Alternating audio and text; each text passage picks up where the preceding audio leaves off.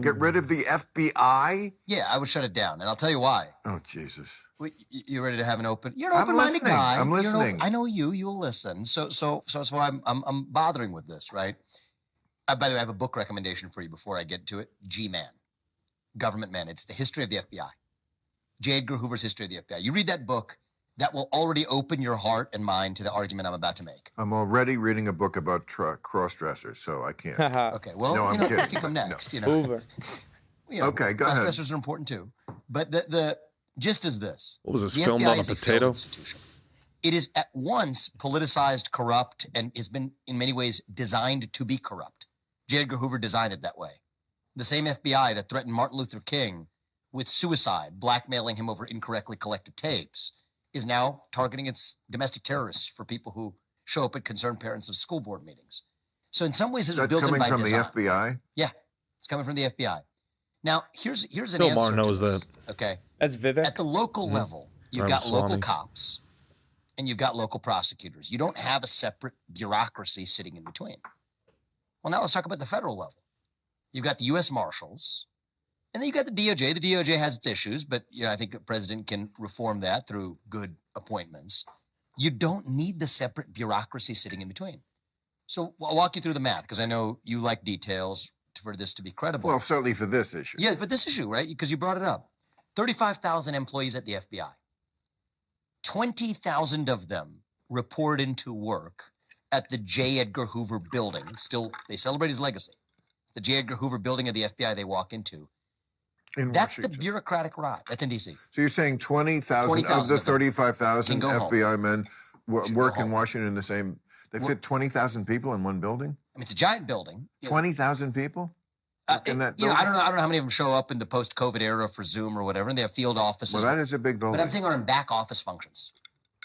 15,000 of them are frontline agents. These are good people doing investigative work on drug crimes or sex trafficking or whatever it may be. They're not specialized at the FBI. So I've offered, if I may say it myself, unprecedented detail on how to get this done. Those 15,000, move some of them to the U.S. Marshals, which have been far more effective at fighting child trafficking rings than the FBI. Move some of them to the DEA, which has been far more effective on the front lines of the fentanyl epidemic than has been If the you're going to FBI. get rid of an agency, why don't you get rid of that one? The DEA. Well, actually, the investigative crime, I mean, we have laws in this country, so you can debate whether you like the laws or not. But I'm saying as long as you have the laws, we're talking about effectiveness here.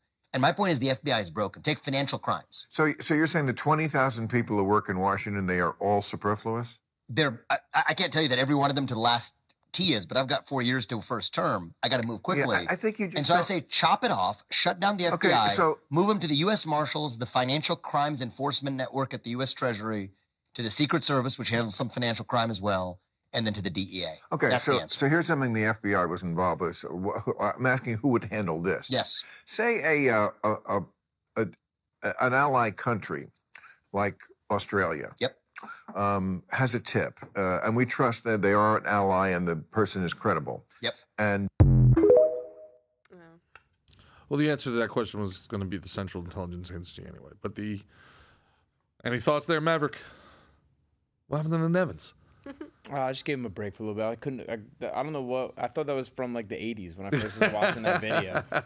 Yeah, that was a low-res pick, but very interesting guy, Vivek. He's come onto the scene. I don't think anybody really know who he was. There's a lot of people who are really interested. This new outsider with some very loud and interesting perspectives. And there's other people who think he's a plant. He was a Soros-funded plant. He was on MSNBC and all this other stuff. I have very strong opinions on this, but I'd like to hear yours first. Oh, no, Candice. I was going to say, go ahead. No, I got very strong opinions. I heard he's actually suing for that rumor, the Soros rumor, because it's not true at all. It's true by proxy. It was like a foundation that gives out... It was a foundation that gives out scholarships, and the foundation got funding through George Soros. But George Soros funds everything. George Soros has Trump ties. The Soros family is involved in everything political, good, bad, and in between. Mostly bad. But here's the thing: the FBI, all right, is a remarkably corrupt organization. The amount of times, my big thing when it comes to whether it's conspiracy theories, the CIA, the FBI, well, that happened then. Yeah, maybe they were involved in killing Kennedy. Maybe they were involved in killing, but that was then. Oh, like they've reformed. So as they've gotten more powerful, right? Everybody knew who J. Edgar Hoover was. Nobody knows who the head of the FBI is now. No, nobody. You could walk down the street, and it would take you 1,000 people before one person know. You can't. We don't vote on them. We have zero accountability. They can make up laws. They can do whatever they want. There's so many ways that the government can just get you now. They're adding 80,000 IRS agents. That's federal. You already, like they said, the U.S. Marshals. You got the DEA. You have the CIA. You got the Homeland Security. You got NHS. You've got who else am I missing here? Right? I mean, how many of these agencies do you have to have? How many of these foot soldiers does our government need? And it all comes back to Operation Paperclip. Operation Paperclip. The Nazis weren't defeated. They were assimilated. The CIA, the FBI, NASA, all founded with ex-Nazis. Highly involved. This is our Stasi, man.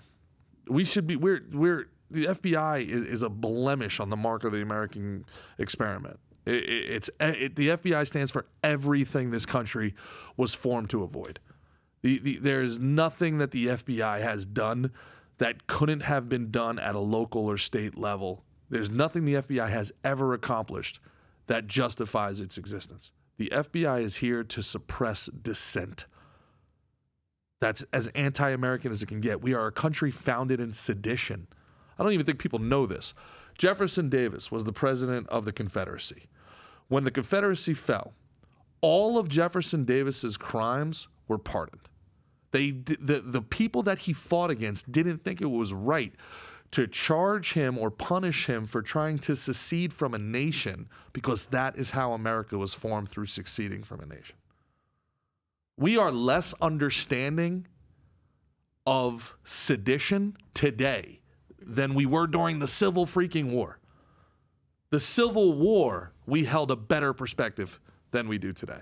The FBI exists to suppress dissent in America. Martin Luther King Jr., he was fine when he was, black people deserve equal rights. All right. And we need to get out of Vietnam. Yeah, Hoover was on his ass. He was on everybody's ass. Need to get. He's an interesting character too, Hoover. Since they were talking about him, he was like a closeted homosexual, one of the most evil people of the cross-dresser, 20th century. But he like what was it? The Patriot Act that allowed people to start spying on everybody. Mm-hmm. He'd been doing that since he got in there. He had tapes and books and dossiers and documents on everybody. Mm-hmm. He's like a peeper. You know what I mean? Yeah. Yeah. And he used it for leverage. He used it for money. He used it to get what he wanted. He call it what it, that there's a word for that. And he hid it behind what were they called? The Redacted? McCarthyism. Oh yeah. What was McCarthyism after? Was it not communism? The House on Un-American Activities. Who's McCarthy after? Communism. It was communism. Anti-communist. Yeah, that's what he used a lot too. He used that also but also use it to take it a step further. Blackmail's illegal. Even if the cops do it, it's illegal. Sure. Blackmail's illegal. Is there anything about the FBI existing that makes you feel safer as an American? I think the tricky part is, because I'm not denying the grand amount of what's the word? It's escaping me. Corruption, avarice. Yeah. It's fucked. But they do some positive work when he was explaining like the sex trafficking and like trying to get a hold of the fentanyl crisis that's happening right now. So ICE mostly manages trafficking, which is why when people are like, abolish ICE, you're like, they're really the boots on the ground and the people behind the desks that are stopping trafficking more than a lot of places. And then you can say, well, maybe we privatize it because there's some really great organizations that do that. I have no idea, but I feel like those two things feel important, but then you also have like the Epstein stuff, and you're like, well, it's rumored that he was, an informant. An FBI asset. So then what do you mean? And then when there was the hearings about January 6th, they were asking, like, did you have any agent provocateurs involved? And she's like, I can't answer that. You're like, wait, what do you mean you can't answer that? That's illegal. If anyone else were to do any of that stuff, you would put them in jail. Yeah, so by why not is it answering, okay? you're answering too. Also, right. Sure. So, I can't answer that. I'm happy to tell you behind the scenes. No, motherfucker, you don't get to do that. This is the United States of America. Once the cameras are away, I'm happy to talk to you, Senator. He said that 5 times. Well, then, so do you not believe in the Fifth, then, being able to plead the Fifth? Of course I do. So But then- that's a public official. Yeah. That's a public official. The Fifth Amendment is about me not self-incriminating. That was a hearing on what happened. That's a public accountability hearing. The public official cannot say, I can't be held publicly accountable. I'll talk to you afterwards, Senator. That's not how this works. We don't live in a two-tiered aristocratic oligarchy. Like, okay, listen, guys. I'll tell you guys later. But these people, at home, they don't need to hear this shit. That'd be bad for me, man. Right. Yeah, no shit. That's the whole point of the hearing, man. The whole point of the hearing is for us to understand what happened. Because people are going away for 15, 16, 17 years. Scott Fairlawn, who we had on our show, went away for 2.5 years. Yeah. And he's telling me that he's telling us that there was provocateurs on the ground trying to get this thing going. There was pipe bombs. We don't know who the pipe bombs were. Why were the pipe? We deserve to know. We deserve to know what's going on in Maui. Because it's fishy when you don't know. And if you tell us that conspiracy theories are the most dangerous thing, the biggest threat to our democracy is conspiracy theorists, then quell the conspiracies through evidence. But the less you tell us, the more the conspiracy theorists go, and we have to listen to them. We have to be like, shit, these guys are putting their point forward. What's your point? The more clandestine you guys are, the less we can trust you. And it's like, I'm going to circle all the way back to what I said in the beginning. How many times do these people have to lie before we just stop trusting them? They've been lying for decades. Lie after lie after lie after lie. They get caught, and then they brush it aside, and then they ostracize anybody who tries to hold them accountable.